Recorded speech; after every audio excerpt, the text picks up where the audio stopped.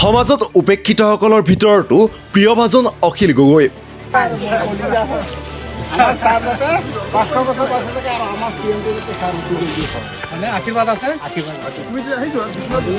ছাৰৰ ওপৰত আমাৰ সদায় আশীৰ্বাদ আছে, আমি বহুত ভাল পাওঁ। আমি থাকিব পাৰোঁ আঁতৰি, কিন্তু আমি কথাবিলাক চাই থাকোঁ ন, নিউজবিলাক ভাল পাওঁ। আপুনি এদিন মুখ্যমন্ত্ৰী হ'ব। অখিল গগৈলৈ হিয়া উজাৰি সুবাসিস তৃতীয় লিংগৰ ব্যক্তিৰ।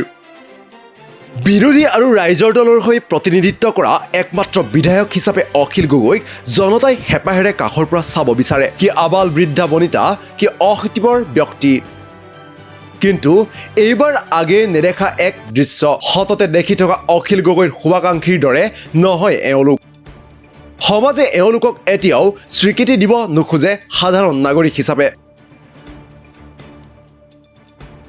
সমাজত আজিও পুৰণিকলীয়া ঠেক মনোবৃত্তিৰেই তেওঁলোকক সংকুচিত কৰি ৰখা হৈছে।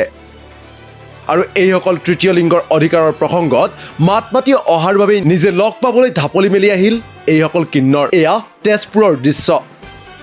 কিন্নৰসকলৰ মাজত অসম বিখ্যাত মইনা কিন্নৰে নিজেই ক'লে কিমান ভাল পায় অখিল গগৈক। ভাল লাগিছে ইয়াতে তেজপুৰত আমি লোকে মানে ইয়াতো চবেই চিনি পায়। মোৰ নাম মইনা কিন্নাৰ বুলি ক'লে গোটেই অসমেই চিনি পায়। এইটো মোৰ হেৰি, তাৰ নাম মৰমী। ইয়াৰ নাম ৰূপা।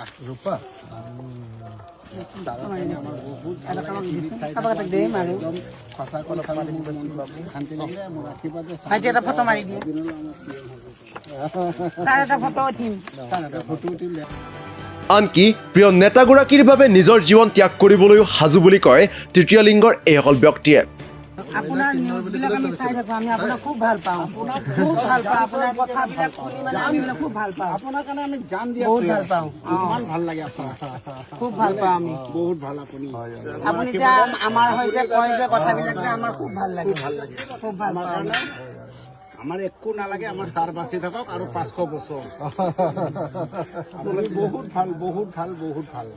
আপোনাৰ কথা শুনি আপুনি এতিয়া এই কোন জেগাত নাই, যোৰহাট নে শিৱসাগৰ MLA এদিন যাতে আমাৰ একদম গোটেই অসমৰ ডাঙৰীয়া হ'ব পাৰে, এইটো আমাৰ অতি জলদি যাতে হ'ব পাৰে। এতিয়া আমি নিজে গৈ কেনে লগ ধৰিম। আপোনাৰ ঘৰটো ছাৰ এবাৰ নহয় বাৰে বাৰে অখিল গগৈক দীৰ্ঘায়ু আৰু মুখ্যমন্ত্ৰী হোৱাৰ বাবে কামনা কৰি আশীৰ্বাদ দিলে তেওঁলোকে। আচলত বহুত ডাঙৰ হ'ব পাৰে আমাৰ আশীৰ্বাদ, এদিন যাতে আমাৰ ছাৰ গৈ কেনে আমাৰ CM হ'ব পাৰে, একদম ডাঙৰ CM অসমৰ। তেতিয়াহ'লে আমি নিজে যাম ছাৰৰ ওচৰত। আমাৰ একো নালাগে, আমাৰ ছাৰ বাচি থাকক। জিন্দাবাদ, জিন্দাবাদ, জয় অসম। আপোনালোকৰ চবৰে ভাল হওক। এইদৰে এতিয়া সকলো শ্ৰেণীৰ অন্তৰত সোমাই পৰিছে বিধায়ক অখিল গগৈ। সামাজিক মাধ্যমত তেওঁ কিন্নৰসকলৰ এই ভিডিঅ' পোষ্ট শ্বেয়াৰ কৰি নিজৰ কমেণ্ট বক্সত তেওঁ লিখিছে এইদৰে: তৃতীয় লিংগৰ প্ৰতি দেখুওৱা আপোনালোকৰ মৰম, সদিচ্ছা, সহানুভূতি আৰু ভাল পোৱাই প্ৰকৃত মানৱতাৰ পৰিচয় দাঙি ধৰিছে। তেখেতসকলৰ প্ৰতি ইতিবাচক দৃষ্টিভংগী হ'ল সভ্যতাৰ নিদৰ্শন।